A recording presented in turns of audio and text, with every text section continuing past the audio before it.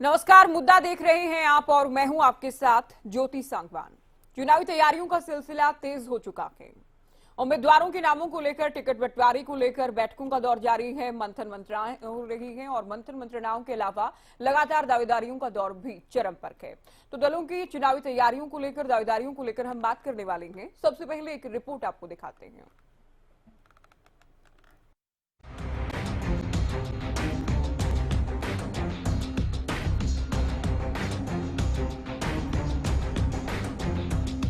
लोकसभा चुनाव बेहद करीब है।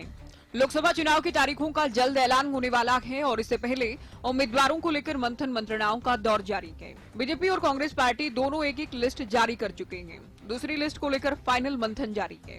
इसी बीच गुरुग्राम में सीएम मनोहर लाल ने पीएम की मौजूदगी में सभी 10 सीटें जीतने का दावा किया।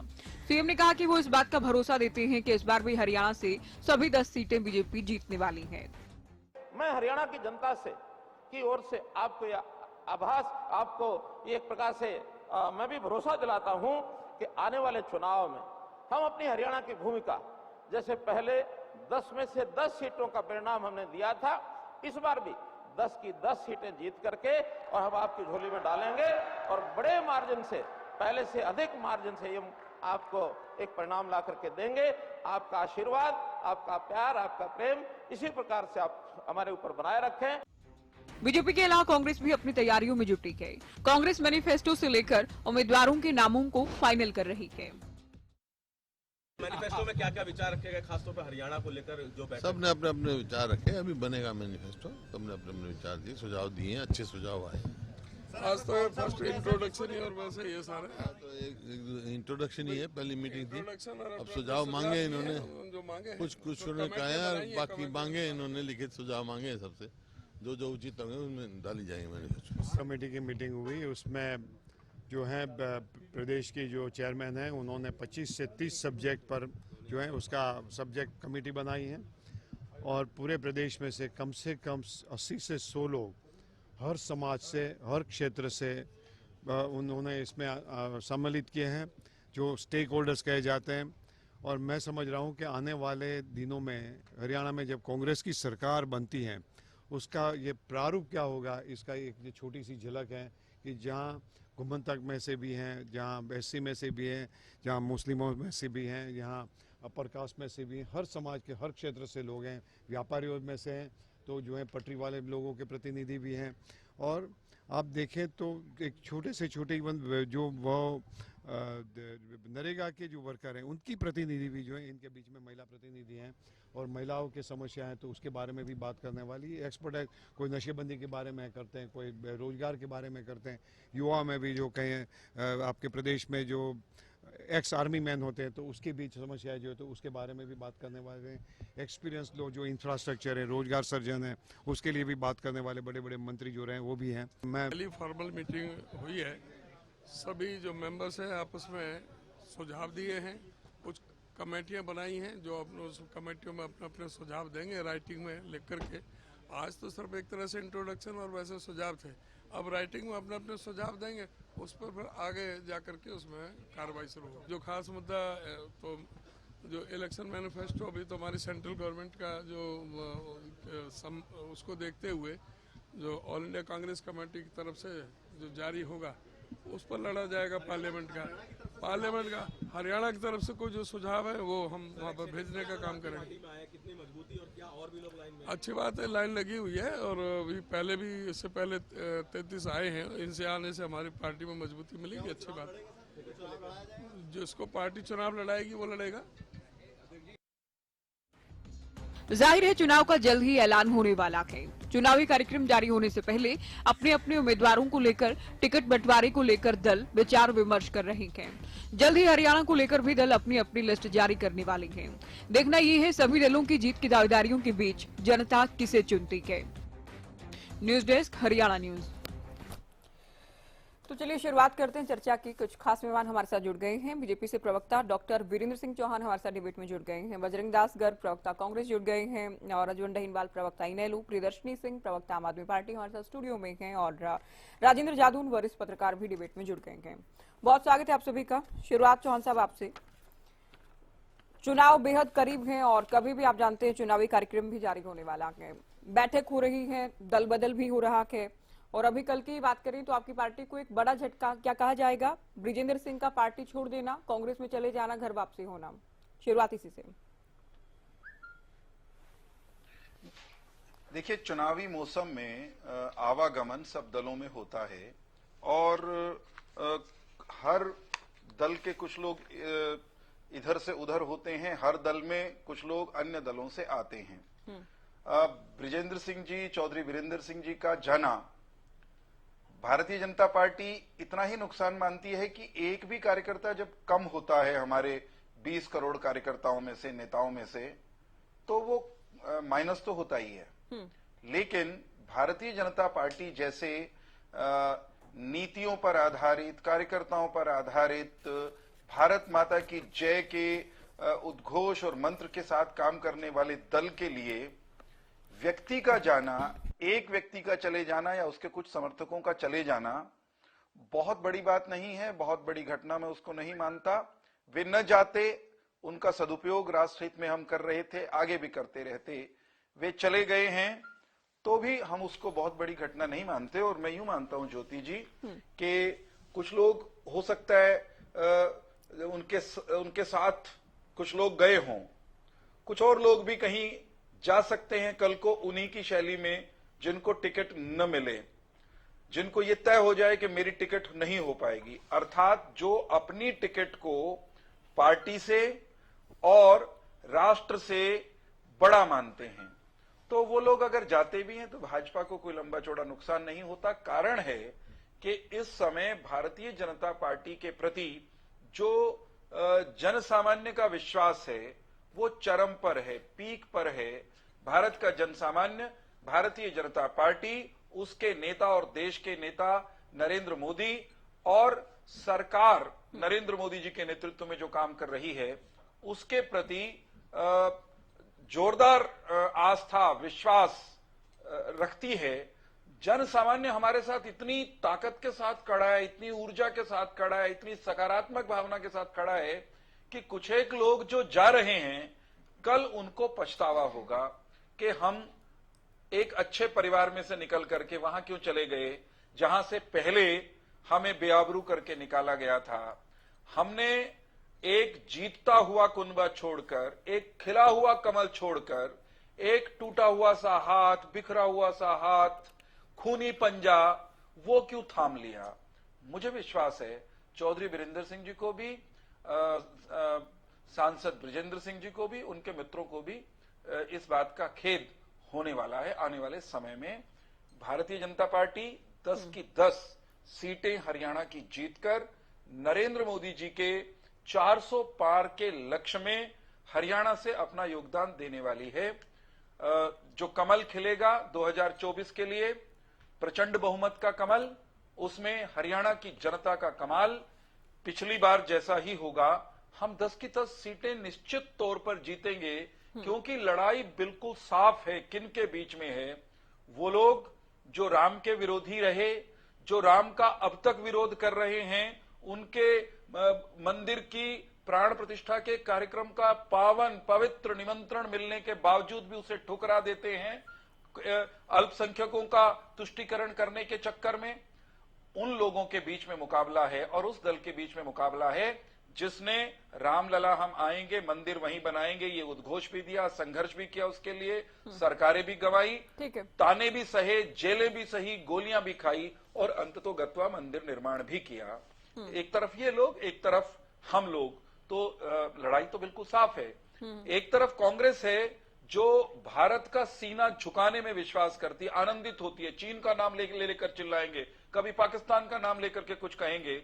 दूसरी तरफ भारतीय जनता पार्टी और नरेंद्र मोदी की टीम, जिन्होंने शत्रु के घर में घुसकर उसकी गलतियों का खामियाजा उसे भुगतने के लिए विवश किया, सर्जिकल स्ट्राइक भी की, सेनाओं का सम्मान भी बढ़ाया, किसान का मान भी बढ़ाया, किसान को 1.5 गुना लागत से समर्थन मूल्य स्वामीनाथन की सिफारिश के अनुसार दिया। एक तरफ वो पार्टी है, दूसरी तरफ वो पार्टी है जिसके नेता भूपेंद्र सिंह हुड्डा जी की अगुवाई में स्वामीनाथन आयोग की सिफारिशों को 4 साल के लिए खोटी पर टांग दिया था। मैं कांग्रेस को चर्चा में जोड़ रही हूँ। हमारा काम ब्रिजेंद्र को नरेंद्र लेकर मोदी जी का नाम, बस एक वाक्य, नरेंद्र मोदी जी का नाम, उनकी सरकार के किए हुए काम, उसके दम पर नए सिरे से जनादेश लेने जा रहे हैं। हमारे विरोधी तो अभी ये भी तय नहीं कर पा रहे कि चुनाव कैसे लड़ेंगे। चलिए, चर्चा इस पर होगी। आप लोग भी ये तो डिसाइड नहीं कर पा रहे हैं अभी जेजेपी को साथ रखेंगे नहीं रखेंगे। हालांकि आज एक मीटिंग तो हुई, उस पर मैं अगली बार आपसे सवाल पूछूंगी। गर्ग साहब, ये ब्रिजेंद्र को लेकर सवाल मैंने इसलिए भी पूछा क्योंकि इस बार के चुनाव से जुड़ा ये अब तक का सबसे बड़ा दलबदल कहा जाएगा। मौजूदा सांसद आपकी पार्टी में आए हैं, घर वापसी हुई है, लेकिन चौहान साहब ये कह रहे हैं पछताएंगे कांग्रेस में वापस आकर। दूसरा, साथ ही मेरा सवाल ये भी रहेगा कि सीएम पूरी तरह से आश्वस्त नजर आए। गुरुग्राम में पीएम के सामने कहा गया इस बार भी 10 की 10 सीटें जीतेंगे। देखिए, जहां पछताने की बात ज्योति जी आपने पूछी, वो तो विजेंद्र बताएगा कि वो पछताएंगे या भारतीय जनता पार्टी पछताएगी। क्यों आए हैं, क्यों छोड़ के आए हैं, वो बताएंगे। हालात क्या रही, कैसे उनका गला घोटा गया, कैसे किसानों के ऊपर जाति को जब पार्टी छोड़ी 3 आरोप लगाए भारतीय जनता पार्टी के ऊपर। आपने देखा होगा 3 आरोप उन्हें किसानों के बारे में, हर 2-3 मुद्दे उन्होंने लिए, इस बात से मैंने पार्टी छोड़ी। ये बहुत असली बात तो वो जानते हैं। यहां तक कि एक विजेंद्र की बात नहीं है, 2 और सांसद मैं आपको बताना चाहता हूँ, वो भी कांग्रेस पार्टी, मौजूदा सांसद की बात कर रहा हूँ हरियाणा की, और मैं दावे के साथ कहता हूँ। अच्छा, 2 मौजूदा सांसद भी चाहते हैं कि हम कांग्रेस पार्टी, हमें ले, हम कांग्रेस पार्टी ज्वाइन कर ले, ये बताना चाहता हूँ। दूसरी बात, आज हरियाणा की स्थिति ले लो। हरियाणा के अंदर जिस प्रकार कांग्रेस का जो मजबूती से इंडिया गठबंधन काम कर रहा है, भारतीय जनता पार्टी बुखलाई हुई है। आज बुखलाहट के अंदर कुछ भी बोल देते, किस प्रकार जनता हमारे साथ, कौन सी जनता साथ है भाई, यूं तो बता दो। किसान आपसे दुखी, कर्मचारी आपसे दुखी, मजदूर आपसे दुखी, व्यापारी आपसे दुखी। प्रदेश की जनता मुक्ति चाहती है, मुंह चाहती जल्दी जल्दी कब पेंडा छूटे। एक काम तो अच्छा किया नहीं, 9.5 साल के अंदर इन्होंने सिर्फ जनता को तंग करने के सिवाय कोई काम नहीं किया।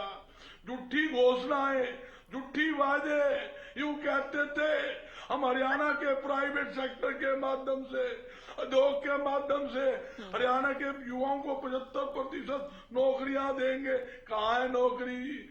मोदी जी कहते थे 2 करोड़ आई साल युवाओं को नौकरी दूंगा, कहाँ है वो नौकरी? यूं कहते थे 35 रुपए लीटर पेट्रोल डीजल दूंगा, 58 रुपए बहुत महंगा है, कहाँ है 35 रुपए लीटर? यूं कहते थे 400 रुपए रसोई गैस सिलेंडर बहुत ज्यादा है, हम 250 देंगे, कहाँ है? ज्योति जी पूछ लो कहाँ है? और यूं कहते थे किसान की आय 2 गुना कर देंगे, 2 गुना आय तो नहीं कर पाए, खर्चा जरूर किसान का 2 गुना कर दिया। हर चीज महंगी, खाद, बीज, दवाई, ट्रैक्टर पार्ट, हर चीज की कीमत 2 गुना बढ़ाने का काम किया। एक खास बात और देखिए, जब 15-15 लाख रुपए भारतीय जनता पार्टी ने मतलब हर व्यक्ति के खाते में डालने की बात की, एक नेशनल चैनल ने अमित शाह जी से इंटरव्यू लिया, जबकि वो पूरी तरह से बीजेपी के गोद में बैठा हुआ चैनल है। अमित शाह जी से पूछा गया कि आपने 15-15 लाख रुपए देने का वायदा किया था, विदेशों से कहा धन लाने की बात कही थी, वो क्या हुआ? बोला कौन देता है, ये तो वोट लेने के लिए जुमले होते हैं, ये कहने पड़ते हैं। वो एक हमारा जुमला था, ये मैं नहीं, अमित शाह जी का खुद का बयान है, इनकी हर बात जुमला सिद्ध होती है। और देखिए ज्योति जी, जब हरियाणा की बात करता हूँ, मुख्यमंत्री जी सरसा जिले में जाते हैं, जनसंवाद करते हैं, एक माता खड़ी होती है, वो कहती है मुख्यमंत्री जी नशे का धड़ेले से व्यापार हरियाणा में हो रहा है, नशे के कारण मेरा जवान बेटा 25 साल का मर गया, मेरा पति मर गया, मैं इसको नशे पे रोक लगाइए। तो बैठ जा, तो बैठ, तू किसी बुकाई आई है। एक महिला सरपंच, जहां मुख्यमंत्री की स्टेज होती है जिस पे 5 आदमी को बिठाते हैं, उस महिला सरपंच को उस स्टेज के ऊपर भारतीय जनता पार्टी अच्छा जगह गर्ग साहब, देती है। ठीक है, उसको बुलाने के लिए आपके खड़ा सवाल करती में है। से ही मुझे एक जब सवाल वो- पूछना है। मैं जब पहले बोलने पूछती तो आप लगती है, कहते आपके शुरुआत में सामने- टोक रही हूँ। आपने कहा 2 से 3 सांसद संपर्क में हैं, तो क्या ये भी घर वापसी वाले होंगे? ये घर वापसी वाले ही 2 से 3 सांसद कौन कौन है? अब आप बता पाएंगे अभी नाम? ज्योति जी, मैं आप तक देखिए, मैं बता, देखो मैं कह नहीं सकता चैनल के ऊपर।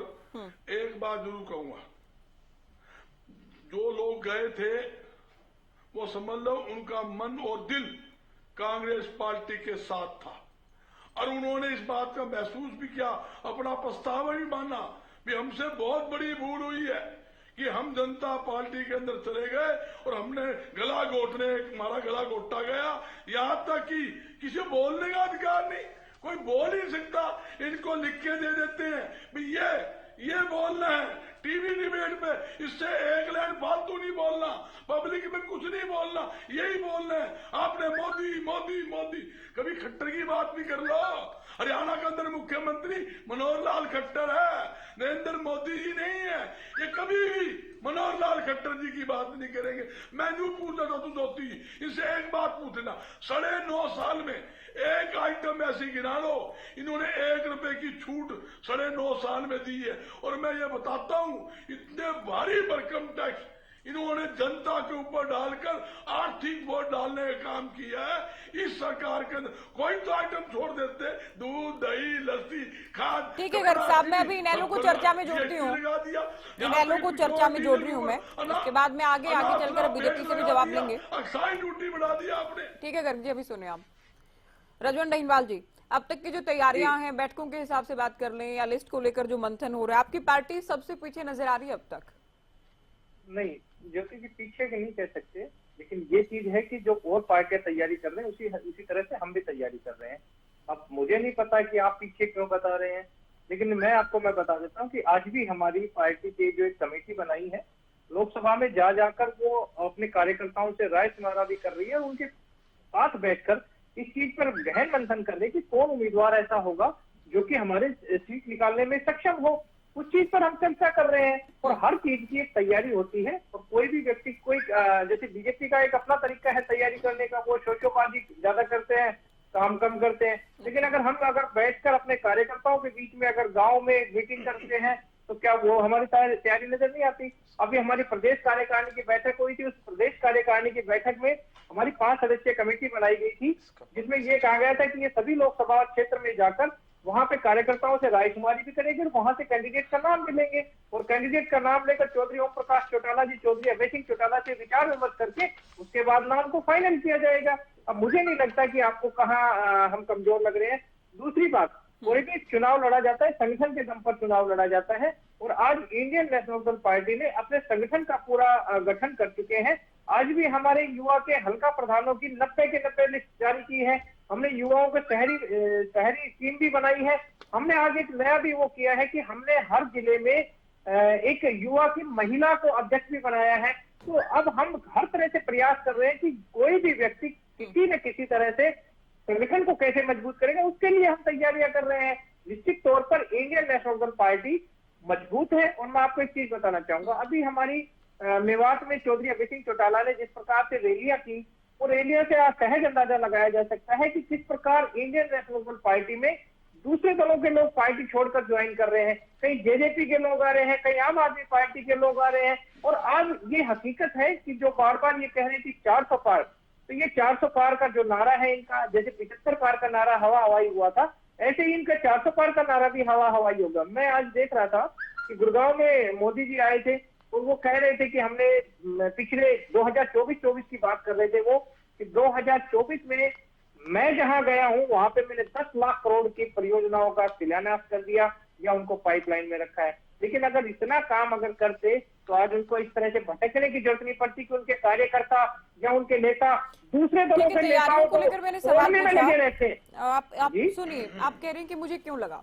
तो देखिए बीजेपी और कांग्रेस तो राष्ट्रीय पार्टियां हैं, दोनों अपनी एक एक लिस्ट जारी कर चुकी हैं, दोनों की इस वक्त दिल्ली में बैठक जारी है। आम आदमी पार्टी हरियाणा में तो गठबंधन में लड़ रही, अपना उम्मीदवार घोषित कर चुकी है।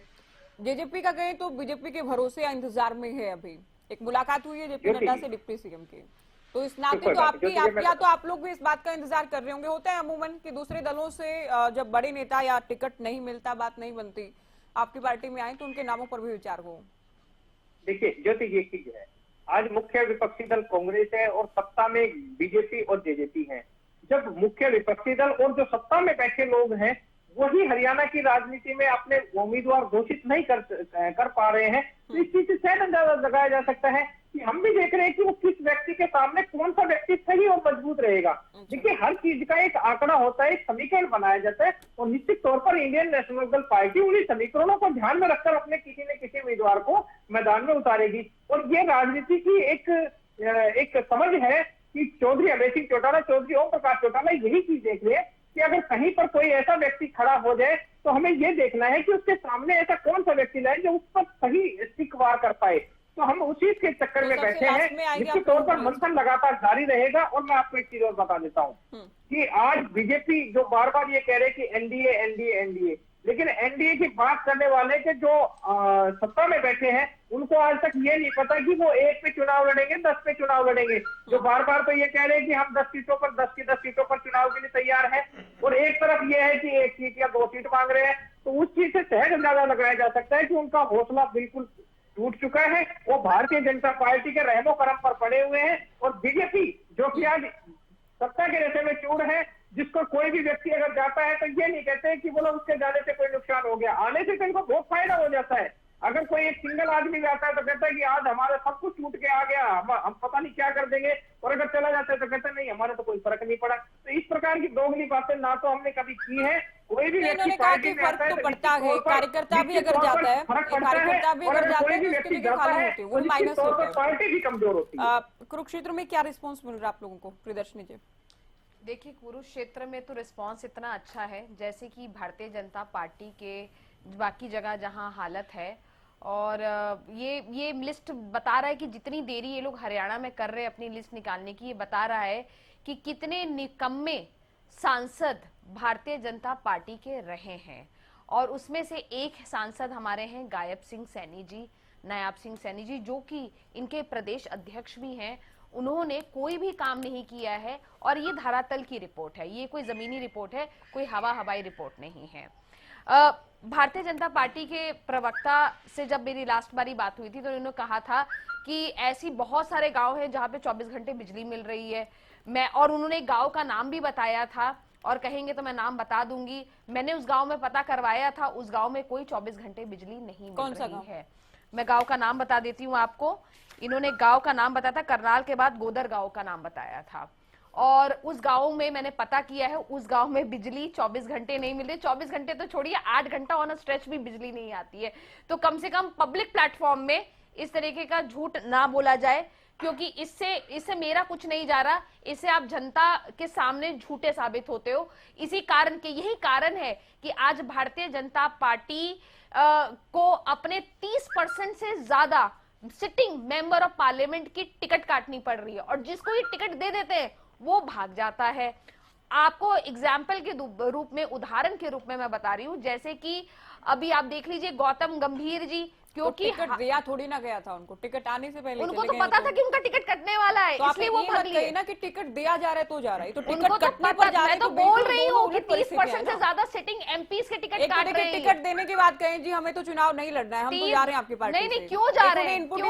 टिकट नहीं मिल रहा है, तो आप ये मत कहना कि टिकट दिया जा रहा है जबरदस्ती और चुनाव नहीं लड़ रहे। क्या कारण है कि परमेश वर्मा का टिकट काट दिया? क्या कारण है कि डॉक्टर हर्षवर्धन का टिकट काट दिया? तो फर्क है ना, टिकट देने के बाद दल छोड़ देना, ये बिल्कुल उलट। दल कहाँ छोड़ा? गौतम गंभीर ने कहा दल छोड़ा है? मैडम कैसी बातें कर रहे हो? कैसा नहीं, आप ये कह रहे हैं जा रहे हैं, अगर टिकट लेने के बाद सुनिए, टिकट आपको टिकट दिया जा रहा है चुनाव लड़ने के लिए, आप चुनाव नहीं लड़ते हैं, आप चुनाव नहीं लड़ते हैं। आप कहें कि मुझे दूसरी चीजों पर ध्यान देना है, मुझे एक्टिव पॉलिटिक्स में नहीं रहना है, अरे ये सब तो चुनावी राजनीति नहीं, फर्क है। खिसियानी बिल्ली खंबा नोचे वाला हाल है इन लोगों का। मैं बताऊं कि जब इनकी पार्टी से कोई चला जाता है तो बोलते हैं कि हाँ कोई चला जाता है, कोई हमें फर्क नहीं पड़ता, ठीक है कार्यकर्ता जाता। कार्यकर्ता थे वो, कार्यकर्ता थे। गजब बात करते हैं ये लोग।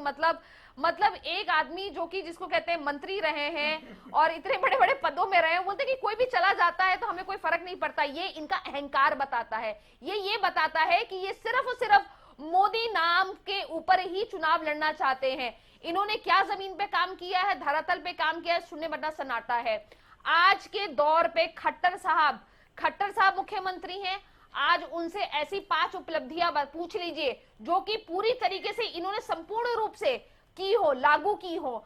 उज्ज्वला योजना फ्लॉप, आयुष्मान योजना फ्लॉप, पहचान पत्र फ्लॉप। मतलब कि अगर मैं गिनने जाऊं तो मुझे लगता है कि पूरा एक एपिसोड खत्म हो जाएगा, लेकिन इनके कुकर्म खत्म नहीं होंगे। यही कारण है कि भारतीय जनता पार्टी डरी हुई है।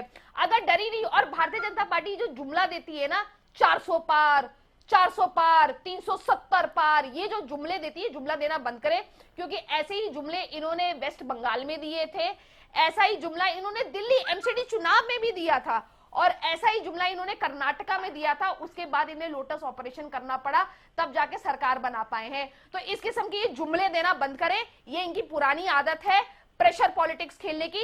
लेकिन जनता अब समझ गई है कि सिर्फ जात पात की राजनीति से आप सत्ता में नहीं आ सकते हैं, जुमलों की राजनीति से आप नहीं आ सकते। आज रोजगार के नाम पे जनता इनसे पूछ रही है कि भैया आपने तो वादा किया था कि आप 2 करोड़ रोजगार दोगे। खट्टर साहब ने वादा किया था कि जेजेपी जिसको ये भगा रहे, जो इनका सहयोगी है, उन्होंने वादा किया था कि भाई 75% आरक्षण दे देंगे गुड़गांव में। कहाँ है वो आरक्षण? कोई आरक्षण नहीं है। एम्स की हालत आप देख रहे हैं कि एम्स की क्या हालत है। रेवाड़ी एम्स बनने के लिए कैसे क्या इन्होंने किया। 9-10 साल से ये चीजें चल ही रही है, कहानी चल ही रही है, लोग इंतजार ही करते रह रहे हैं, और ये शिलान्यास ही करते जा रहे हैं। सिर्फ जा रहे हैं, कहीं भी जाते हैं रिबन काट के आ जाते हैं। मोदी जी ने रेवाड़ी में खुलेआम जब पिछली बार आए थे तो वादा कर दिया था कि SYL का एक भी पानी में जाने नहीं दूंगा। आज तक एक बूंद भी हरियाणा वालों के पास आया नहीं है। तो इसलिए ये बोलना बंद करें। जुमला बाज पार्टी है, बेकार पार्टी है, और इनके नायाब सिंह सैनी जी SYL को लेकर तो आपके नेता घिरेंगे यहाँ पर। हम तो नहीं, जब आप कहते हैं कि पीएम मोदी के चेहरे पर ये लोग लड़ेंगे, तो क्या आप केजरीवाल या मोदी के चेहरे पर लड़ेंगे? और अगर उत्तर नहीं देना होगा क्या? उत्तर नहीं देना होगा क्या? क्यों मान साहब इनकार कर रहे हैं? नहीं, केजरीवाल हरियाणा के बेटे होकर, अरविंद केजरीवाल जी ने हरियाणा बोला के था, बेटे होकर SYL को लेकर स्टैंड क्लियर नहीं कर पाते। कहते चाय पर बुलाएं पीएम, चाय पर बुलाएं पीएम, चाय पर बुलाएं पीएम, उसके बाद मैं सुझाव दूंगा। मैंने कहा ज्योति जी आदमपुर बाय इलेक्शन लड़ा ना आप लोगों ने, तब भी सवाल का मैं सवाल पूछ रही हूँ मैडम आपसे। नहीं, मुझे सवाल समझ में आ गया। तब भी तो इस सवाल का सामना करना पड़ा ना।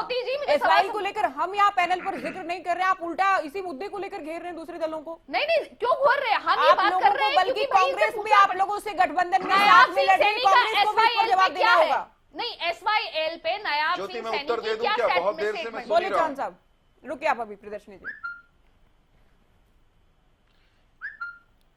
देखिए, प्रियदर्शनी या तो पढ़ लिख कर नहीं आती, या चौहान जी ये पर्सनल कमेंट करना बंद करिए। मुझे लगता है कि आप बहुत बेशर्मी से बात करते हैं। नहीं, बहुत बेशर्मी से बात करते हैं आप, जब भी आते हैं। प्रियदर्शनी नहीं, प्रियदर्शनी जी आप सुन लीजिए, आपके समय में किसी के समय में आदत नहीं है कि मैं तुम्हारी आपके सब समय में बकवास नहीं बोले थे। सुन रहे क्या हैं? पागलपन है ये? क्या पागलपन है? क्या पागलपन? बदतमीज आदमी। किस आपको तरह बात करने की तमीज नहीं है बात कर रही है महिला से? प्रियदर्शनी जी? किस तरह की बात कर रही है? नहीं, ये किस तरीके से बात कर रहे हैं? क्या भाषा आपकी? ये किस तरीके से बात कर रहे हैं? क्या भाषा है ये आपकी? किस तरीके से बात कर रहे हैं? मैं इनसे मर्यादा में बात कर रही हूँ, चौहान जी करके बात कर रही हूँ, और ये बोल रहे चुप रहो। अपने घर की महिलाओं से भी ऐसे बात करते हो? क्या बदतमीज आदमी। नहीं, ये गलत नहीं है प्रियदर्शनी नहीं, जी, आप बदतमीज बहुत- आदमी मैं अलाउ नहीं करूंगी। आप बदतमीज ये आदमी है गलत ये। शब्दों का इस्तेमाल कर रही हैं इस आप। व्यक्ति को हटाइए। ये गलत कैसे शब्दों का हटाऊं? इस्तेमाल कर रही हैं हटा आप। दीजिए। आप ये अगर- गलत अगर शब्दों का आप इस्तेमाल कर रही हैं। हटूं? आप बदतमीजी से बात करेंगे तो मैं बदतमीजी सुनूंगी आपकी। बदतमीजी सुनूंगी मैं आपकी। इंक्वायरी डाउन कीजिए। अगर ज्योति ऐसे व्यक्ति के साथ मैं डिबेट नहीं करूंगा जिनको तमीज नहीं है बिल्कुल भी बात करने की। You're supposed to talk to me in manners. बाहर कीजिए इनको बाहर कीजिए ज्योति, प्लीज। मैं क्या ज्योति बिना उकसावे प्रियदर्शनी के, जी, बिना किसी सुनिए, बात चौहान साहब, के एक सुनिए आप किस तो। तरह की भाषा बोल रही है ये? नहीं प्रियदर्शनी जी, आप गलत बोल रही हैं। प्रियदर्शनी जी, आप गलत बोल रही हैं, गलत बोल रही हैं, आप गलत बोल रही हैं। इस तरह के कमेंट आप आपस में शुरुआत से करते रहे कि कौन पढ़कर आया, किसको कितनी जानकारी। आप भी तो, आप इनके सांसदों को भी निकम्मा बोल रहे थे। आप इन पर, आप हमेशा, नहीं, आप दोनों, आप सभी करते हैं आपस में, इसमें कोई बहुत बड़ी बात नहीं हो गई। लेकिन आप जो कमेंट कर रही हो बिल्कुल गलत है। मैं अलाउ नहीं करूंगी ज्योति, डिबेट में इस मैंने तरह की जो भाषा कहा, में। मैं अपनी बात पर कायम हूं। अभी आप रुक जाइए, कोई किसी के समय में नहीं बोला था, कोई किसी के समय में नहीं बोला था। सुनिए आप, क्योंकि डिबेट खराब मत करिए। मर्यादा में बोलेंगे तो मैं चुप रहूंगी। आप शांति से रहिए, अभी बैठिए। ज्योति, आप भी मर्यादा में रहिए।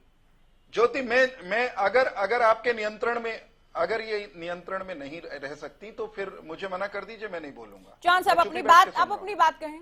ज्योति, अगर मेरी बात कहने दे रहा है क्या कोई? सरेआम जिस तरह की गली मोहल्ले की निचले दर्जे की बोली में आम आदमी पार्टी की प्रवक्ता बोल रही हैं, ये डिबेट के लिए डिबेट की भाषा नहीं है, टेलीविजन की भाषा नहीं है। गरिमा सीखनी चाहिए डिबेट के। प्रियदर्शनी जी, क्यों समय बर्बाद कर रही हैं आप? बार-बार मेरे आपने गलत किया। मैं आप रिवाइंड करके आप देखिएगा, आप समय बर्बाद कर रही हैं डिबेट का। आपको पता है, नहीं तो मैं नहीं बोलती आपको। अगर आपने गलत बोला है तभी आपको कहा जा रहा है। अब आप नहीं बोलेंगे जब तक आपसे सवाल, जब तक आपसे नहीं पूछा जाएगा। आप भी सुन लीजिएगा, आप समय बर्बाद मत करें।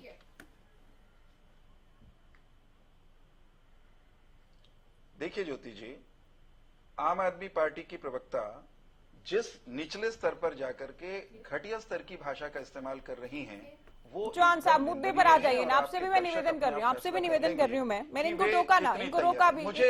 आप मुझे शुरू भी नहीं करने दे रही हैं। बताइए ना, मैं क्या करूं? ना ये बोलने देंगी, ना बोलने देंगी, कैसे काम चलेगा?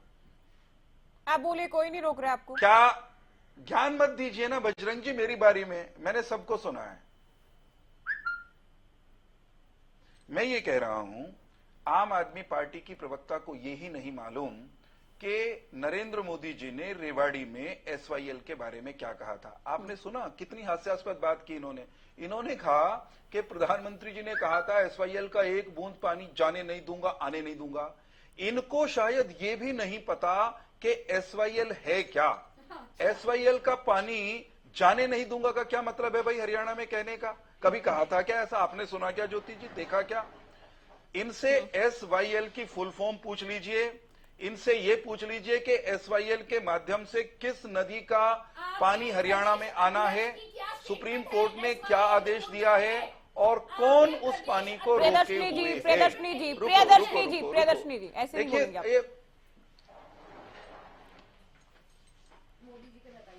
दूसरी बात, एसवाईएल के मामले में सीधे तौर पर अगर हरियाणा की जनता का कोई अपराधी है तो वो हरियाणा का वो बेटा है जिसे मैं राजनीतिक रूप से निकम्मा बेटा कहूं तो आम आदमी पार्टी की प्रवक्ता को बुरा नहीं लगना चाहिए।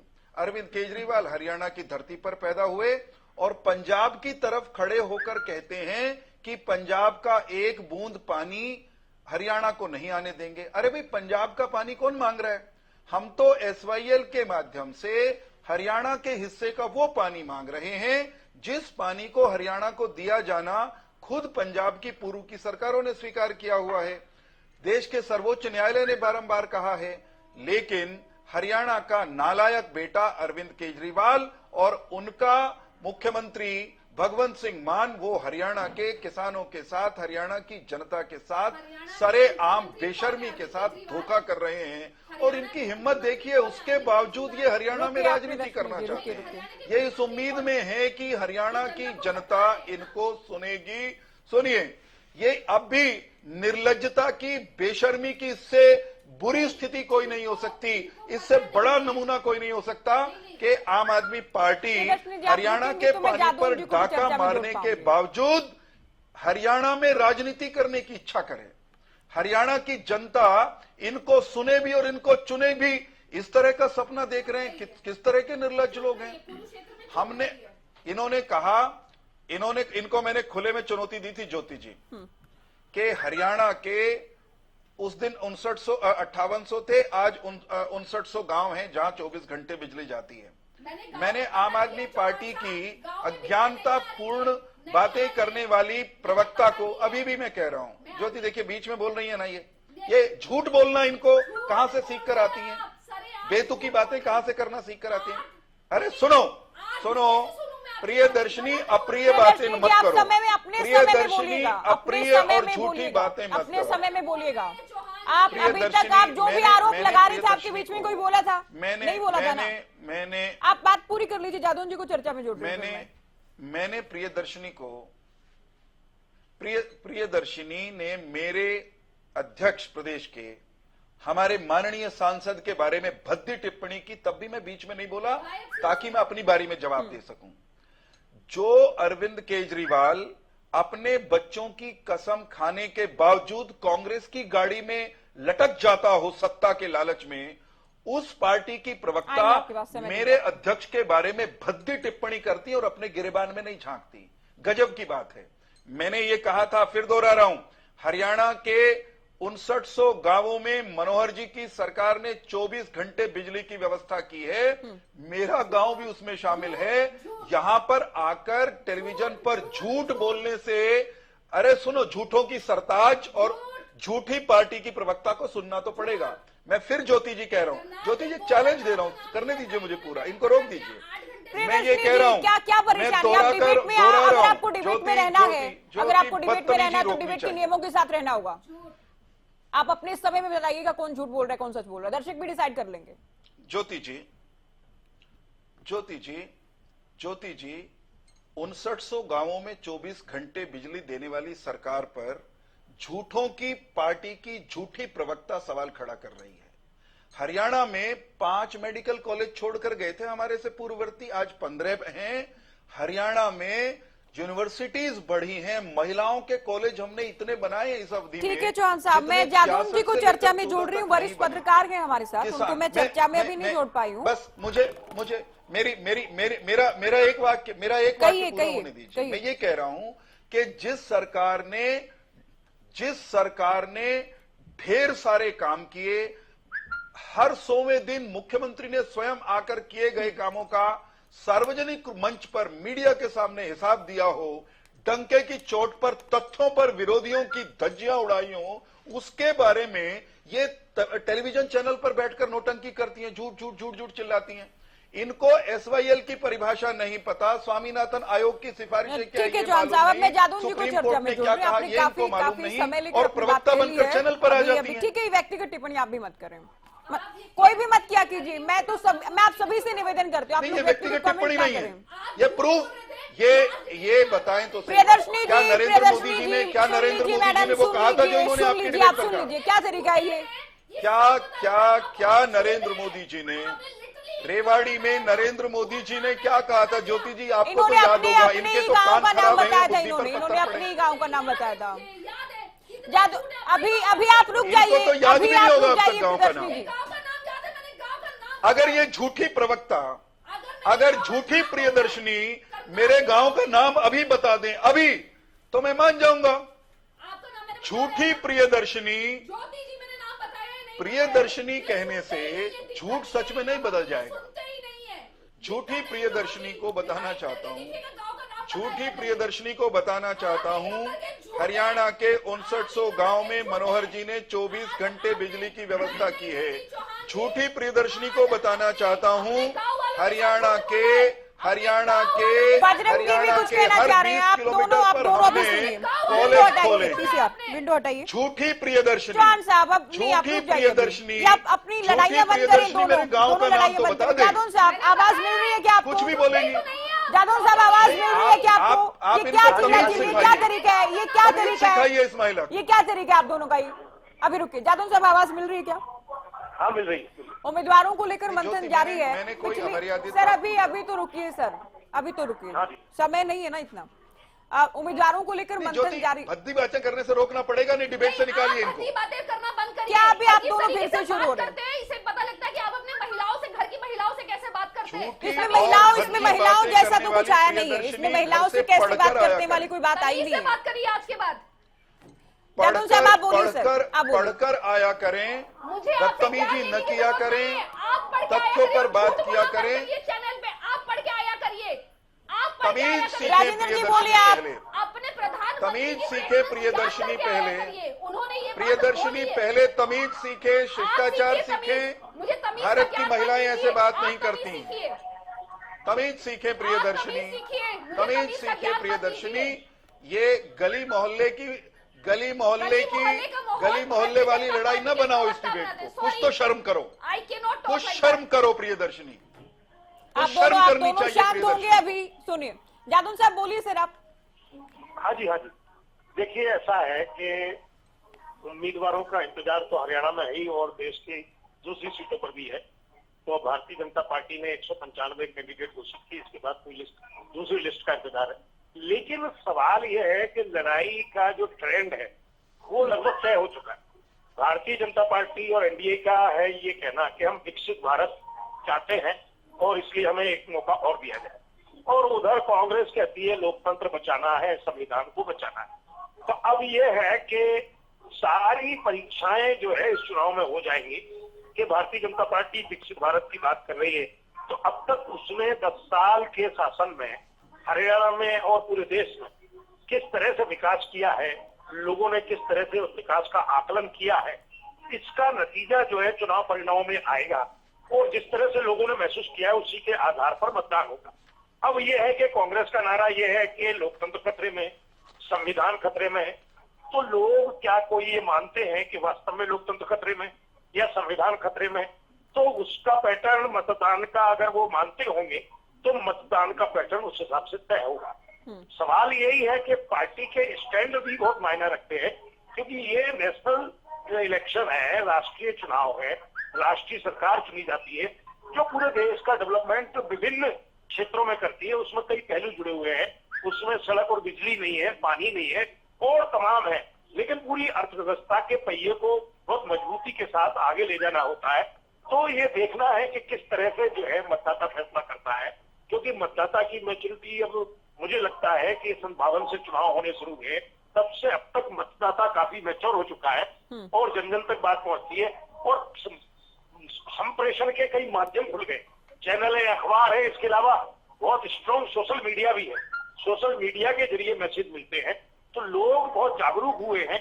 तो देखते हैं कि अब किस तरह का फैसला होता है। एसवाईएल का जहां तक मुद्दा है, इसमें तो जो है सभी फंसे हुए नजर आते हैं, क्योंकि आम आदमी पार्टी की सरकार भी वहाँ आम आदमी पंजाब में कहती है कि हम एक बूंद नहीं देंगे किसी और प्रांत को देने के लिए, हमारे पास एक बूंद नहीं है। और वो जो भी समझौता हुआ है, अंतर्राज्यीय समझौता हुआ है, उसको मानने को तैयार नहीं। और उधर जो है सुशील गुप्ता अभी कुरुक्षेत्र से चुनाव लड़ रहे हैं, वो प्रदेश अध्यक्ष भी आम आदमी पार्टी के। हमने उनसे पूछा था तो उन्होंने कहा कि केजरीवाल जी कह चुके कि मोदी जी हल करें और अगर हल नहीं निकल पाता है तो मुझे बुलाएं। अब सवाल ये है कि ये किस तरह का मामला और क्या बयान है, मोदी जी ने उनको बुलाया नहीं या मोदी जी ने उनको बुलाने की क्या जरूरत है जादौन साहब? अदालत कह चुकी है, दोनों राज्यों की बैठकें हो रही हैं, केंद्रीय जल शक्ति मंत्रालय मध्यस्थता कर रहे हैं, उसके बावजूद भी इनकार ही कर रहे हैं ना फैसले की अवहेलना जो करेगा वो भी एक तरह से वो कानूनी रूप से दोषी है। बिल्कुल। और वो तो भूपेंद्र हुड्डा तो कह चुके हैं, अब मानना की कार्रवाई शुरू की थी। और पानी है नहीं है हरियाणा तो इतना कह रहे हैं, सीएम साहब तो कह चुके हैं आप नहर निर्माण तो करवाएं, पानी है नहीं है उस पर फिर बात हो जाएगी। गर्ग साहब को कुछ कहना था? बजरंग जी। तो पंजाब की तरफ से कोई सही रेस्पॉन्स नहीं आ रहा है, वो जिस तरह से उनको तैयार होना चाहिए वो भी बिल्कुल बिल्कुल। इस तरह से तो चुनाव के सब क्या है, सिर्फ कैंडिडेट्स के नाम आने बाकी है और ज्यादातर तो पार्टी स्टैंड पर इलेक्शन होता है। नेशनल इलेक्शन चेहरे कौन आते हैं, जो सिंबल महत्वपूर्ण है और स्टैंड महत्वपूर्ण है, पॉलिसीज और एजेंडा और घोषणा पत्र महत्वपूर्ण है। तो देखते हैं कि वो क्या गारंटियां, कौन कौन सा दल क्या गारंटियां लेकर आता है, उसके आधार पर हो। बिल्कुल। बजरंग जी, जेजेपी को लेकर हमने पहले भी बात की है, आज बैठक भी हुई है, दुष्यंत मिले हैं जेपी नड्डा से, तो जेजेपी भी कहीं ना कहीं इस बात का इंतजार कर रही है कि गठबंधन के तहत क्या कोई सीट मिलेगी या फिर अपने बूते ही चुनाव लड़ना है। देखिए ज्योति जी, पहले तो है कि उनमें हमारे साथी जो महेंद्र सुभाष जी ने बताया कि हमने बड़े विकास किए और मनोहर लाल जी ने पूरी जानकारी विकास की दी।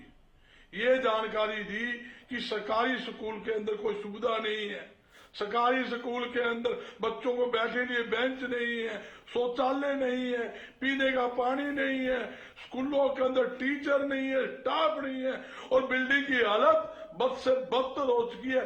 ये सवाल तो कुछ सरकारी पूछा स्कूल जाता है का इनसे, ये इनके जवाब राज्य में कुछ हाल देते है। हैं। गजब आदमी। हॉस्पिटलों के अंदर मूल भी सुविधा देखो वीरेंद्र भाई, हर एक के बीच में बोलना अच्छी बात नहीं, हम आपकी बात को अच्छे सुनते रहे, आपने काफी कहा, नहीं, कुंडी मैं पंजा तो तक सिर्फ भी ये कह कहा। रहा हूँ, सवाल मैं ये तो क्या नहीं कहा? था शायद मैं आपसे चुप पूछा रहा। गया। मैं बीच में बोलने वाला आदमी नहीं, आप सुनो, सुनने का मादा रखो, हर एक के साथ बदतमीजी ना करो, आप हर एक के डिबेट में बदतमीजी नहीं करते बजरंग जी, हैं, बदतमीजी ये तो अच्छी नहीं बात है ये, अगर ये करते तो मैं बदतमीज आप हो सकते हैं, मैं किसी से बदतमीजी नहीं करता। Mind your language. Bajrang Das Garg, तमीज से बोलिए। बजरंग दास गर्ग, मैंने कोई बदतमीजी नहीं की है। आपने बजरंग जी, क्या पागलपन है, कुछ भी बोल देते हो, जो मुंह में आया बोल देते हो। भाई तेरी सुनो वीरेंद्र भाई, आप हर एक के साथ करते हो, आपकी आदत होगी है, तमीज से बात करो, तमीज से पेश आओ, तमीज से पेश आओ। अपनी आदतों के बारे में बोलो बजरंग दास गर्ग, अपनी आदतों के बारे में बात करो, अपनी आदतों के बारे में देखो, अपनी आदतों के बारे में देखो। फालतू की इधर उधर की बकवास करने की जरूरत नहीं है। ये बकवास जो करते हो, कुछ भी बोल देते हो, कुछ भी बोलते हो, कुछ भी बोलते हो, कुछ भी बोलोगे, कुछ भी बोलोगे, बदतमीजी खुद करोगे दूसरे को, क्योंकि खूनी है, क्योंकि खूनी है इसलिए कहा, क्योंकि खूनी है वो पंजा इसलिए कहा। उस पंजे के हाथ हजारों सिखों के खून से रंगे हुए हैं इसलिए कहा। हजारों इनको अपनी बात कहने दीजिए, इनको अपनी बात कहने दीजिए। दरअसल शुरुआत में इन्होंने कहा कि मैं आपकी बात का भी उत्तर दूंगा, लेकिन मुझे काउंटर में कुछ कहना है बीजेपी के। इन्होंने कहा था शुरुआत में गर्ग साहब ने कि मैं आपकी बात का भी उत्तर दूंगा, लेकिन उससे पहले मुझे कुछ बातें कहने हैं। चलिए बजरंग जी, आप बोलिए अभी। मैं आप लोगों से निवेदन कर रही हूँ, आप लोग आपस में लड़ा मत कीजिए, मुद्दे पर बात किया कीजिए। क्या हो गया आज? ये क्या हो रहा है आज? एक बार झूठ गिराओ, ज्योति मुझे बोले दो। मैं आज हालात क्या है, ये कहते हैं हम 10 की 10 सीटें जीतेंगे। मैं किस नाम की वोट मांगोगे? यूं बता दो, इस नाम की वोट दोगे कि आपने किसान को दुड़ा के पिटा, इस नाम की वोट लोगे या इस नाम की वोट लोगे आपने आंगनबाड़ी महिलाओं को पिटा या छात्रों को पिटा या चुनो है सरपंच को पिटा, इस नाम की वोट लोगे? 750 किसान आपके राज के अंदर शहीद हो गए, इस नाम की वोट लोगे? आपने झूठे किसानों पर मुकदमे दर्ज करके जेलों में ठोका, इस नाम की वोट लोगे? आपने किसानों को बर्बाद करने की पूरा काम किया, इस नाम की वोट लोगे? हरियाणा की मंडियां आपने उजाड़ दी, हरियाणा के मंडी के अंदर सब चद्दर सफेद है, आड़त नहीं आ रही, काम नहीं है, इस नाम की वोट लोगे? किस नाम की वोट मांगोगे? एक काम तो गिना दो, हमने व्यापारी के लिए एक काम किया, किसान के लिए हमने एक काम किया। आप ये बताओ किस वर्ग को आपने छोड़ा हो, किस वर्ग को आपने दौड़ा कर ना पिटा हो? जो भी इनके खिलाफ थोड़ी सी बात कर दे, उनके खिलाफ ये कार्रवाई करते हैं, झूठे मुकदमे दर्ज करवाते हैं, ईडी छोड़ देते हैं, इनकम टैक्स छोड़ देते हैं, सीबीआई छोड़ देते हैं। ये तो बात सरकार है, इन्होंने पूरी तरह से। गर्ग साहब मेरे सवाल पर कुछ कहेंगे क्या? मैं तो गठबंधन को लेकर बात कर रही थी, मैं गठबंधन को लेकर आपसे पूछ रही थी कि अभी तो ये तस्वीर भी साफ होना बाकी है कि क्या होगा इनका। मैं आपको मैं बताना चाहता हूँ, भारतीय जनता पार्टी वो पार्टी है हर एक को ठगने वाली पार्टी है। इनके साथ जिसमें समझौता किया, जरूरत के समय तो गले लगाती है, जिस टाइम जरूरत निकल गई दूध के अंदर मक्खी की तरह बाहर निकाल के फेंकती है। आज पूरी तरह से मैं कहना चाहता हूं, आपके चैनल पर शिवसेना के साथ इन्होंने क्या किया आप कहीं देख लो, इन्होंने कुलदीप के साथ क्या किया, इन्होंने वही जजपा के साथ करना है। जजपा ने कहते हैं हम गठबंधन में, ये कहते नहीं हम 10 की 10 सीट लड़ेंगे, वो कहते कुछ तो दे दो, बोला नहीं हम 10 की 10 लड़ेंगे। आखिर में ये बात है, इनको दूध की तरह मक्खी से बाहर निकालेंगे। इनका समझौता एक बात का था, हमने सरकार चलानी है, सरकार में मलाई खानी है, आधे महकमे तू जिम जा, आधे महकमा भारतीय जनता पार्टी जिम्मे। ये तो मलाई खाने का समझौता था, जनता के ऊपर कर चढ़ाने का समझौता था, जनता के हित के अंदर कोई काम। ये कहते कांग्रेस ने क्या किया, 5 बिजली थर्मो प्लांट। ठीक है बजरंग जी, अभी समय कम है, यूनिट बता दो आपने बिजली पैदा वाला काम किया हो। चलिए मैं अभी स्कूल बनाए। दहीनवाल जी कुछ कह रहे, चौहान साहब आएंगे आपके पास। लास्ट में अंतिम मोमेंट के लिए आपके पास आते हैं। दहीनवाल जी, बड़े चेहरे या बड़े नामों का अभाव होगा आप लोगों के पास इस बार भी। पिछली बार भी जमानत नहीं बच पाई थी, अर्जुन को हालांकि मैदान में उतारा था, उनके अलावा कोई ऐसा नाम था नहीं जिसको देखकर कहा जाए कि हाँ जनता जानती है या इनका खुद का भी कोई वोट है। देखिए ज्योति जी, 2019 के चुनाव की बात मैं हर बात स्वीकार करता हूँ कि 2019 के चुनाव में एक हमारी पार्टी का विघटन हो गया था, उसकी वजह से निश्चित तौर पर हमें हानि भी उठानी पड़ी। और 2024 में जब से हमने पार्टी को दोबारा से एक बार संगठित किया है, चौधरी अभय सिंह चौटाला जी के नेतृत्व में, जिस हिसाब से पार्टी का एक बार दोबारा से संगठन को खड़ा किया गया, जो पार्टी में जो लोगों का आया है परिवर्तन यात्रा के बाद से, जैसे जैसे एक बार हमारे नए साथी, जो पुराने साथी हैं वो दोबारा लौट कर आए हैं और नए लोग भी हमारे साथ जुटे हैं, उससे पार्टी का संगठन निश्चित तौर पर मजबूत हुआ है। और मैं हर बार कहता हूँ कि संगठन चुनाव लड़ता है, व्यक्ति नहीं चुनाव लड़ता। जिस प्रकार से इंडियन नेशनल दल के जो बार बार बात यही आ रही है कि हम चुनाव में जाएंगे तो जो और दल भी है चुनाव वो भी जाएंगे और जनता उनसे सवाल जवाब करेगी। मैं उन्हीं चीज के ऊपर आना चाहूंगा, मैं मुद्दे से हटकर बात नहीं करना चाहता कि कोई भी व्यक्ति, चुनाव का ही एक समय होता है कि जब जनता नेताओं से डायरेक्ट रूबरू होती है और वो उनसे सवाल जवाब कर सकती है। इससे पहले तो वो सत्ता के नशे में होते हैं और जनता के पास जाते नहीं है। अब बीजेपी वाले जो बार बार ये कह रहे हैं कि हम 10 की 10 सीटें जीतेंगे, हमें यही तो पूछना है कि 10 की 10 सीटें किस बिहाफ पे जीतेंगे आप? आपने जो जनता से वायदे किए थे, बार बार ये कहते कि मोदी की गारंटी, तो मोदी की गारंटी मोदी जी तो 2014 से बने हुए हैं और 2014 में जो अपने वायदे किए थे, अगर मेट्रो की बात करें, बुलेट ट्रेन की बात करें, स्मार्ट सिटी की बात करें, अगर हम भ्रष्टाचार पे अंकुश लगाने की बात करें, घोटालों को रोकने की बात करें, तो जनता यही तो देखिए भाई, आपने ये वायदे किए थे, ये गारंटी दी थी, उस समय आपने शब्दों का फर्क किया था, अब सिर्फ इसमें नाम दे दिया मोदी की गारंटी। तो ये चीज धरातल पर अगर है तो निश्चित तौर पर ये वोट मांगेंगे, वरना जनता इनको नकारेगी। अब जिस प्रकार से हमारे भाई चौहान साहब एक बार कह रहे थे कि भाई हमने 24 घंटा बिजली देने का काम किया 59 गाँव में, मैं इनकी बात से सहमत हो जाऊंगा, आप भी हो जाएंगे। लेकिन एक चीज है कि 2014 के बाद से नया कोई बिजली का प्लांट नहीं लगा और बिजली की खपत तो बढ़ी है, तो फिर ये कैसे पॉसिबल हो सकता है कि 2024 में नया प्लांट न लगने के बाद भी 24 घंटे बिजली दे रहे हैं? मैं इस चीज की गारंटी देता हूँ चौहान साहब, मैं रेवाड़ी में रहता हूँ और रेवाड़ी शहर में भी 24 घंटे बिजली नहीं मिलती है, और गाँव की तो बहुत दूर की बात छोड़ दीजिए।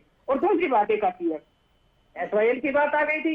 SYL में एक वाइट हमारे नेता तो ऐसे हो गए, वो तो कहते हैं कि एक चाय मेरे को पिला दो, मैं SYL का रास्ता बता दूंगा। और दूसरे हमारे साथी बीजेपी के नेता हैं, वो इतने बेशरम हो गए, एक चाय को ना पिलाने के चक्कर में हरियाणा की जनता को प्यासा मार रहे हैं। अगर उनकी छोटी सी बात अगर वो मान ले और वो उनको चाय पिला दे, हमें तो पानी चाहिए, तुम्हारी चाय से तुम जानो। और जबकि सुप्रीम कोर्ट का फैसला आज इस चीज पे आ चुका है, तो ये चाय की बात भी खत्म कर देनी चाहिए, इनको एक्शन लेना चाहिए। और सबसे पहले सुप्रीम कोर्ट ने ये कहा था पानी का बंटवारा सुप्रीम कोर्ट ने किया है, तो नहर का निर्माण होना चाहिए था। तो ये उस चीज का राजनीति करने का प्रयास कर रहे हैं। बैठा है क्या अरविंद केजरीवाल को चाय मिलेगी उसके बाद अदालत जो फैसला दे रही है? नहीं, मैं तो दोनों के ऊपर बात कर रहा हूँ। सुप्रीम कोर्ट का फैसला क्या लेना देना है समाधान से? और हरियाणा की जनता को जाना चाहिए। मुद्दे पर ही बात कीजिएगा, आज बहुत समय बर्बाद हो चुका आपसे लड़ाई। आज भी यहाँ पर बैठकर राजनीति के अलावा कोई काम नहीं हो रहा। ठीक है, बोलिए प्रियदर्शनी जी। देखिए, मैं तो अभी इस टाइम वीडियो निकाल रही थी, मैं आपको भेज दूंगी ज्योति जी, दिखा दीजिएगा, चैनल पे चला दीजिएगा। उन्होंने ये तो नहीं कहा होगा कि SYL का पानी नहीं जाने दूंगा, हरियाणा से थोड़ी जा रहा हो, पाकिस्तान जाने वाले पानी का जिक्र कर रहे थे, अमृतसर की बात कर रहे थे, अमृतसर में भी उन्होंने कहा बात कर रहे थे। तो रिवाइंड करके पहले तो ये देख लीजिएगा, आपके गाँव का नाम मैंने बाकायदा लिया है, किस जिले से आते हैं वो भी बताया है, मैंने बाकायदा बताया है। खैर, और उसके बाद वहां तो बिजली आ नहीं रही है और कहीं भी बिजली नहीं आ रही है। और मेरे साथ मेरे जितने भी साथी प्रवक्ता है वो भी इस बात से कहीं ना कहीं सहमत होंगे। अज्ञानतापूर्ण बात, कितना बड़ा झूठ बोल रही हैं ये। एक मिनट, मुझे कंप्लीट बार करने बार दीजिए। वही झूठ मुझे बोलने जब से आप क्या हो बोल रहे जाएगा? थे मेरे तो मैं गांव में नहीं बोल 24 रही घंटे बिजली आएगी थी, क्या? कृपया मुझे बोलने दीजिए, कंप्लीट करने दीजिए। साहब इनको बोलने आप दीजिए। मुझे मर्यादा का ज्ञान, सबसे ज्यादा अमर्यादित ज्योति, हरकतें ये आप खुद तरीका कर नहीं रहे हैं। मुझे बोलने दीजिए ना, कंप्लीट करने दीजिए, कंप्लीट करने दीजिए प्लीज, आई रिक्वेस्ट यू। आपको कुछ चौहान साहब मालूम अंतिम नहीं कमेंट के है। लिए समय कभी नहीं पाएगा जब उनको बात पूरी करने देंगे। नहीं है, आप लोगों एक साथ बोलते रहिए, समय नहीं मिलेगा। बाहर नहीं निकलते, अपने घर में जनरेटर चला के रखते हैं 24 घंटे, इसलिए आपको लगता है कि पूरे गांव में बिजली आ रही है। ऑन अ स्ट्रेच आपके गांव में 8 घंटे भी बिजली नहीं आ आम रही आदमी है। पार्टी की झूठी प्रवक्ता मेरे घर आई थी क्या? घर आई थी? मैं आपके घर क्यों आऊंगी? मैं आपके घर क्यों आऊंगी? आपके गांव में पता यही करनी है। जनरेटर अरविंद केजरीवाल ने भिजवाया मेरे घर पर। कहाँ ले गए क्या पागलपन प्रियदर्शनी जी जैसी आप बातें? पूरी डिबेट को, इनके गांव क्या क्या लेना देना नहीं, नहीं, आपका? सुनिए। एक बार कह और चुके ये- इस बात को, 20 नहीं, बार नहीं, तो नहीं, रिपीट नहीं, मत करें ना, और 20 बार तो जिनके रिपीट घर- मत करें। जिनके घर ज्योति जी, जिनके घर खुद शीशे के होते हैं, वो दूसरों के घरों में चलिए चौहान साहब अंतिम कमेंट आपका। नहीं, ठीक है, सुनिए, आप सुनिए, रिपीट सुनिए, कर रही हैं तो मैं रिपीट करने के लिए टाइम 700 नहीं दे सकती। किसानों के हथियारे हैं ये, मैं- 700 किसानों के हथियारे हैं ये, और ये बोल रहे हैं मुझे- कि दूसरी पार्टियों के हाथ खून से रंगे हुए। अरे शर्म करिए आप लोग, शर्म चलिए करिए। प्रियदर्शनी जी मैडम रुक प्रियदर्शनी जाइए, अभी रुक सुन जाओ। लीजिए, आप सुन लीजिए। मुझे प्रियदर्शनी आप प्लीज बेशर्मी रोकने बंद का करो। आदेश मत दीजिए, ना ही आप एंकर हैं, अब तो आप देखिए। एंकर भी बन रहे हैं। रुकिए, रुको रुको रुको रुको रुको, अब मेरी बारी है ना। मेरे खान से साहब कोई सवाल नया पूछा प्लांट जाएगा। लगाया तो वो बता दो ना, बात खत्म हो जाएगी। ये अपने आप ही इनसे- एंकर भी अभी बन रुक गए। जाइए प्लीज, मुझे वाइंड अप भी करना है, उससे भी ज्यादा मैं समय ले चुकी हूँ। सुनोगे तो क्या मुख्यमंत्री जी ने मानना था। हाँ। मुख्यमंत्री ज्योति जी कहा था 10 घंटे ये फिर वही यार, नहीं दे सकता। पैं करने से मेरा जवाब ये रुकेगा देखिए क्या? बिजली मंत्री बजरंग दास जी अब क्या आप मुझे बजरंग दास रोक पागलपन करते हो भाई? किसान ने कहा था 10 घंटे बिजली दीजिए। क्या पागलपन? मुख्यमंत्री का पागलों की मंडी 10 बना दिया घंटे इन्होंने बिजली डिबेट को। नहीं दे सकता, ये रुको, मुख्यमंत्री रुको, का रुको। बयान है ये। बजरंग जी सर इनको अपनी बात के लिए दीजिए, प्रियदर्शनी जी आप भी रुकिए, ज्योति जी बोलिए चौहान साहब। नहीं, मुख्यमंत्री ज्योति बयान करवा के दिखा दो आपके चैनल पर। मुख्यमंत्री खुद का अरे रुक जाओ, वैसे बजरंग साहब दास सुन घर तो बदहली लीजिए, हो अभी सुन रखी है। लीजिए, आ गई आपकी बात, आ गई, क्या सुन लीजिए। खराबी आई हुई? उन्होंने नहीं दे सकते। ज्योति जी, हरियाणा में अलग अलग कई दर्जन स्रोतों से बिजली आती है। हरियाणा में अगर हमने एक भी प्लांट नहीं लगाया इनके कहे अनुसार, तो मैं बजरंग दास गर्ग से यह पूछना चाहता हूं कि सारे प्लांट जो आप लगाकर गए थे वो बिजली किसको बेच देते थे आप? हरियाणा के गांव को बिजली देने के बजाय आपका क्या उस बिजली को बेच करके सोनिया गांधी के खजाने भर रहे थे, कांग्रेस पार्टी के खजाने भर रहे मैं थे? नाम देता हूँ। जितनी बिजली हरियाणा में आज उपलब्ध है, ज्योति सुनिए, ज्योति सुनो, देखो भाई बजरंग दास चलिए गर्ग आगे समय नहीं अलाउ कर रहे, बहुत नापी के मेरा साथ। जवाब जॉन साहब मैं तो जवाब दे रहा हूं। फिर कभी चर्चा करेंगे। अब तो देखिए चुनाव आगे, एक एक मुद्दे को लेकर विस्तार से बात होगी। सरकार ने क्या किया, विपक्ष क्या कह रहा है, आरोप क्या है, दावे क्या है, तमाम बातों को लेकर चर्चा होती रहेगी। फिलहाल सभी का बहुत शुक्रिया, आप सभी का बहुत शुक्रिया, आप लोगों ने वक्त दिया और चर्चा हमने चुनावी तैयारियों को लेकर की। तो चुनावी तैयारियों और साथ ही चुनावी दावेदारियों को लेकर चर्चा की है। फिलहाल दीजिए इजाजत, नमस्कार।